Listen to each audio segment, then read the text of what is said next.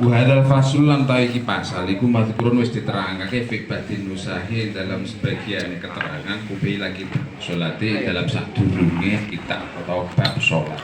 Bab najis ini telah diterangkan sebelum bab salat. Ini bab najis ini. Wa najasatu ta najis, najasah. Lughatan ing dalam cara bahasane iku asyai'u perkara al mustaqdaru kang den anggep gilani menjijikkan. Wa syar'an lan ing dalam cara syarae iku kullu ainin saben-saben perkara atau benda haruma kang haram apa tanawuluha merkulih ing ainin to kullu ainin to najasah padha alal itlaqi ing atase mutlak halatal ikhtiyari ing dalam keadaan normal ma'asuhulatil tamyizi ing dalam sertane gampange bedakake la li hurmatiha ora karena mulyan najasah wala istikbari halan ora karena jijik noning najasah wala lidhori halan ora karena bahayane najasah fi badanin ing dalam awak au aklen utawa akal. Tak bacakan dulu. Wa dakhalalan mlebu fil itlaqi ing dalam kalimat itlaq utawa mutlak apa qalilun najasati sithike najis wa kathiru halan akeh najis. Jadi najis secara bahasa adalah suatu yang jijikkan. Jikno. Kotoran menjijikkan. Jijikno najis. Uyuh menjijikkan najis. Dan seterusnya. Secara syarak adalah segala sesuatu atau benda yang haram digunakan secara mutlak dalam keadaan normal. Haram pokoknya. Minuman keras haram, najis. Pokoknya sing mutlak najis, najis. Minuman keras najis, haram najis. Bukan karena kemuliaannya, menjijikannya, dan bukan karena berbahaya pada badan dan akal. Sebagai mutlak najis, mutlak haram dalam memperolehnya, maka menurut syariat disebut dengan najasah atau najis. Nah, bahasa mutlak ini memasukkan atau mencakup najis yang sedikit atau banyak. Tik sitik najise utawa akeh apa maneh, maka tetap dihukumi najis. Wa kharaja lan kejaba bil ikhtiyari ing dalam kalimat ikhtiar apa ad-daruratu darurat. Fa innaha maka satemene najasah iku tubihu bisa dibolehkan apa tanawulun najasati merkulih najis. Dikecualikan dari hal yang normal ketika darurat. Kita dalam keadaan darurat seumpama memaksa kita untuk menggunakan perkara yang najis, maka tidak apa-apa, dikecualikan. Terus dikecualikan juga wabi suhulati tamyizi aklud dudhi al-mayiti utawi mangan uler kang mati fi junin ing dalam keju wa fakihatin lan wahwan wa nahwi dzalika lan sesamanya. Kemudian najis dianggap najis ketika najis itu bisa dipisahkan. Mengecualikan apa? Mengecualikan ulat. Ngerti ulat ya? Uler. Uler yang terdapat dalam keju atau dalam buah. Tapi menurut ulama nek iso dijupuki ulere ya dijupuk, wong iso dijupuk. Tapi nek wis gak iso dijupuk wis ya wis kadung iku ya kaya ning jambu niku biasane nyoklat-nyoklat. Ning apel utawa apa ning coklat sak ngerti. Rawuh sing ngono ae mboten napa? Tidak apa-apa. Tidak najis. Tapi nek mau jupuki terus mau jupuk, ulere mau emplok, kletus-kletus. Nah, digo apa jenenge? Nyamian terus karo mangan buahe terus dijupuk ya gak entuk najis tetep yang dibolehkan ketika ulat tersebut menyatu, angel dibedakan, angel dipisahkan. Yes. Wa kharajalan bi jabake bi kaulihi kelawan dawe musonib lali hurmatiha, rupane lafat lali hurmatiha maitatul adami utawi batange manungsa, wa bi adamil istiqdari lan kelawan ora anane gilani almani utawi mani wa nahwuhu lan sepadane mani. Kemudian mengecualikan lagi dawuhnya musonib pengarang kitab li hurmatiha, yaitu mayat dari manusia, bangkai manusia. Maka bangkai manusia jenenge bangkai itu najis, tapi kalau bangkainya manusia tidak dihukumi najis. Nanti di belakang atau di bawah diterangkan juga bangkai-bangkai yang tidak najis seperti ikan, belalang, nanti diterangkan ada kalimatnya seperti itu. Kemudian mengecualikan juga dari kalimat istiqdar yang tadi diterangkan oleh pengarang kitab ini, gilani, jijii, almani, sperma, mani, jijii, tapi tidak najis, dihukumi suci. Nah, makanya saya hati-hati. Beda dengan madi dan madi, najis. Nek mani, mani napa suci. Ini dibedakan. Sama-sama keluarnya dari arah depan, tapi mewajibkan mandi.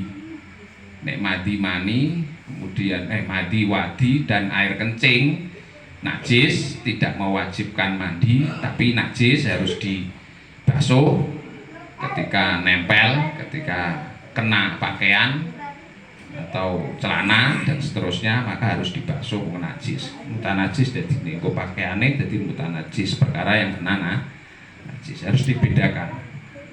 Pokoknya nek mani suci. Dasarnya apa? Dasarnya Rasulullah itu pernah memakai sarung ini dalam hadis sahih. Makanya dijadikan dasar oleh para ulama yang mengatakan Rasulullah itu pernah memakai sarung bekas air sperma beliau yang kering, kemudian dikerok oleh Sayyidah Aisyah.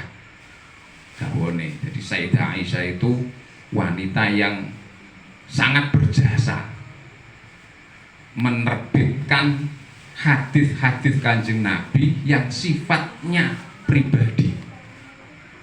Contohnya kados Kanjeng Nabi nate napa mandi dengan satu napa wadah saember banyune sithik terus dienggo wong loro karo Sayyidah Aisyah. Itu secara pribadi diriwayatkan oleh Sayyidah Aisyah. Sama tadi seperti halnya Rasulullah pernah sholat memakai sarung, kemudian terdapat bekas air mani beliau garing terus dikerok, tetap dipakai sholat akhirnya itu dijadikan dasar. Nek ngono air mani dihukumi suci. It's clear. Kemudian dilanjutkan lagi. Wa bi adami wa bi nafyis darari al hajar wa nabatu al mudir bi badanin aw aqlin. Terus macam-macam najis itu madakara nuli keri-keri nerangake utawa jelasake sapa al musannif pengarang kitab dobiton ing batasane lin najasi maring najis al khariji kang metu minal kuburi saking arah ngarep wa buburi lan arah buri. Bikauli kelawan dawuh musannif ngene. Wa kullu ma'in lan utawi saben-saben perkara yang sifatnya cair, cair. Kharaja kang metu apa kullu ma'in minasabila ini saking dalan loro iku najasun najis. Wa sodikun kang beneri bil khariji kelawan perkara kang metu al muqtadi kang biasa metu. Contone kal bauli kaya dene uyuh wal wa itilan tahi wa bin nadiri lan perkara kang langka metu. Contone kadami kaya dene geteh wal qaihi lan nanah illal mania angin kejaba mani min adamiyin saking anak Adam au hayawanin utawa saking manine hayawan wiri kalbin kang sakliyane asu wa khinzirin lan babi wa malan hayawan tawalada kang lahir to metu apa ma min huma saking kalab wa khinzir au min ahadihima utawa saking salah sijine kalab wa khinzir ma hayawanin ing dalem setane hawan tohirin kang suci. Kemudian musonif menerangkan segala sesuatu yang bentuknya cair keluar dari arah depan dan belakang dihukumi najis. Contohnya di sini kal bauli seperti air kencing seni najis. Wal ghaid nggih. Tahi itu juga najis. Atau perkara yang keluar tapi langka. Langka itu jarang. Nek sing kal baul air seni dan tai itu kan terbiasa. Sing langka contoh nekat dami seperti halnya darah. Jenengan kok nyun sewu pipis kemudian keluar darah ya tetap najis. BAB keluar darah nggih najis. Atau wal qaihi atau nanah juga sama dihukumi najis. Itu langka terjadi. Tapi terjadi langka tapi. Kecuali apa? Tadi air mani yang keluar dari anak Adam atau manusia atau maninya hayawan yang halal selain dari maninya kaleb, anjing dan celeng, babi atau anak yang keluar dari hayawan keduanya. Atau ketika nyon sewu ada kaleb, anjing atau babi kawin sama karo wedhus. Kemudian mana saka wedhuse tetep anake dihukumi kaya dene anjing utawa babi. Mergane kawin silang. Sing dihukumi tetep dihukumi. Anake tetep dihukumi najis ya, najis. Wis. Apa maneh murni ya, anake asu, anake celeng ya, itu jelas. Wa kharaja lan kejaba bimain kelawan perkara kang cair adudu utawi apa iku ular. Wa kullu mutasolibin lan setiap benda kang padat latuhi luhu kang ora iso apa iku den proses apa adudu utawa kullu mutasolibin al maidata ing wetengan utawa lambung. Falaisa mongko ora ana apa kullu ma'e iku binajasin disebut najis. Bal huwa mutanajis akan tetapi disebut dengan perkara yang terkena najis. Ya huru kang iso den suceni bil ghusli kelawan den bakso. Wa fi ba'din nusahilan ing dalam sebagian nusah wa kullu ma yakhruju bil abdil mudhari'i wa isqatu ma'in.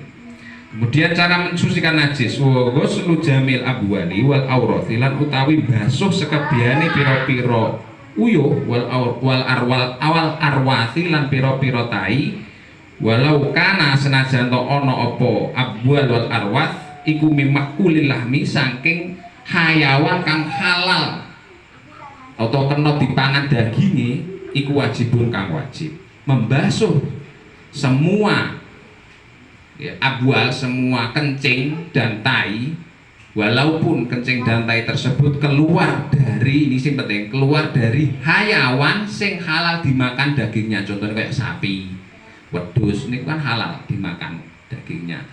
Air kencingnya kemudian tainya maka wajib hukumnya untuk dibasuh. Kecuali terus mbok digawe apa dimodifikasi ngono ya mbok. Kan ada itu pupuk kemudian dirubah jadi tenaga nopo niku sing dadekno kompor. Kan ada itu air kencing sapi gas metana gitu kan ada. Nah, itu ada sebagian ulama yang membolehkan karena sudah berubah ainiyahnya, wujudnya sudah tidak berupa apa niku tidak berupa kotoran lagi akan tapi sudah berubah bentuknya. Terus wa kaifiyatu ghusli najasati lan carane basuh najis ing kana lamun ana apa najasah iku musyahadatan kena den tingali mripat bil aini kelawan mata wa ya lan utawi najasah sing kena den tingali mata iku al musamatu disebut bil ainiyah kelawan najis ainiyah sing pun nate kula jelasake iku takunu ana apa kaifiyah iku bisa wali ainiha kelawan ngilangi kahanan najis wa muhawalati zawali ausafiha lan ngilangi pira-pira sifate najasah min saking rasane au launin utawa wernane au rihin utawa ambune. Jadi ada najis sing sifatnya atau disebut najis ainiyah, kemudian ada najis namanya hukmi ainiyah gini ku najis sing ketok jenenge. Contohnya kayak gini ki najis. Ini najis jenenge ketok. Jadi najis ainiyah. Carane ngilangi piye nggih? Cara ngilangi dihilangi wae.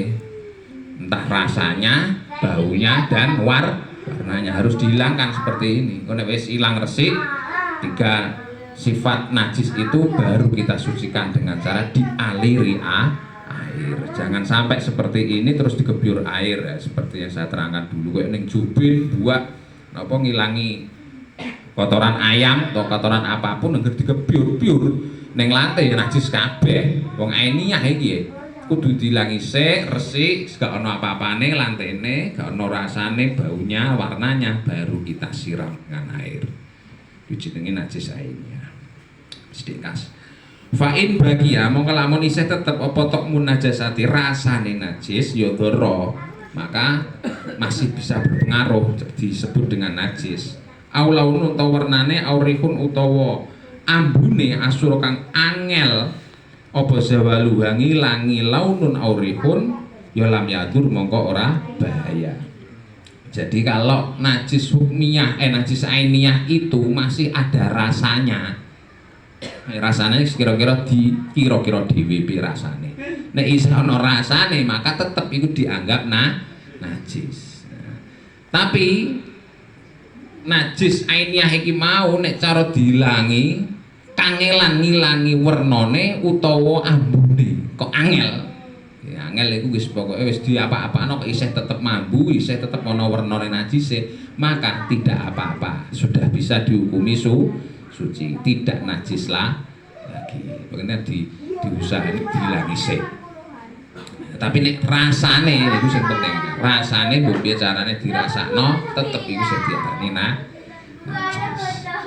Wa ing kanut lamun ana apa najasatu najis iku ghairu musyahadah kang ora iso ditingali mata wa hiya utawi anajasah ghairu musyahadah iku al musammatu den arani bil hukmiyah kelawan najis hukmiyah fayakfi mongko dadi cukup apa jaryul ma'i ngilekake banyu alal mutanajisi ing atase perkara utawa benda kang kena najis biha kelawan najasah walau marotan kelawan senajan to kelawan ambalan wahidatan kang siji. Lah nek wis gak ono. Nah nek ini mau napa ainiyah ilang terus jadi hukmiyah wis gak ono rupane najise, gak ono bentuke najise wis ilang, ambune ilang, rasane ilang, warnane ilang, wis gerek bekasnya saja. Maka cukup kita jaryul ma ngilekno banyu digebyur-byur. Maka sudah suci. Makanya sing hati-hati nek ngilangi najis itu seperti itu. Pun tekan niku riyen jeng-jeng dilanjutke najis mukhafafah, terus najis mughalathah, najis mutawasithah. Secara umum saya jelaskan juga contohnya kados sing sakniki napa marak, popok niku nggih penting, popoke bayi niku dilihat. Popok bayi nek isih anyar gak najis, tapi nek popok bayi kira-kira pepes iku wis kebek nggih montol-montol apa maneh wis bocor apa maneh wis ana mambune nggih najis. Jenengan salat tahiyat saumpama terus wonten putune tek putrane nganggo pempes kebek jenengan terus dilungguhi ya gak sah salate kena najis. Niku penting. Tapi nek isih anyar mboten napa-napa. Nah niku sing penting. Nek isih kira-kira anggap ae dianggap urung ana isine isih anyar ngono ae. Tapi nek kira-kira webek montol-montol ngono kae iku jelas napa jebret tekan didi, maka itu juga disebut dengan perkara yang najis. Nah, sing penting malih piye carane nek awake dhewe nganggo sajadah niku nggih penting. Sajadah niku tujuane napa ngantisipasi ben awake dhewe mboten kena najis. Sajadah niku kados sandal. Saumpama niki kotoran najis lah, jenengan nggo sajadah niki. Nggih langsung ditumpuki mawon najise plek ngeten jenengan salat ning dhuwure.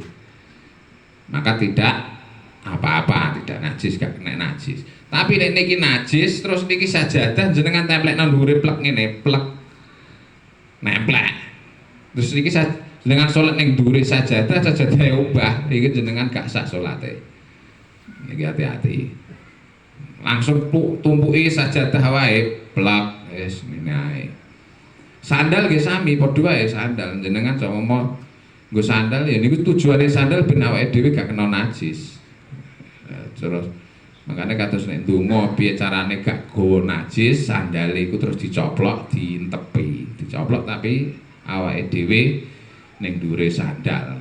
Kira-kira ben ora nemplek najis ndonga kok dalam keadaan nggawa najis. Sandal iku menawa ana teleke saumpama.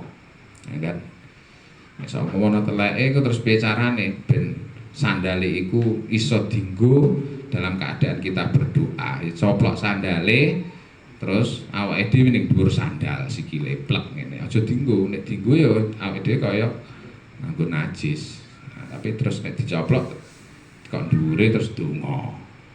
Kita berdoa dalam keadaan tidak membawa. Yes. Kemudian najis lagi iwak. Nek iwake cilik-cilik kotorane gak apa-apa, dimafu. Tapi nek iwake gede ya kudu dibeteti.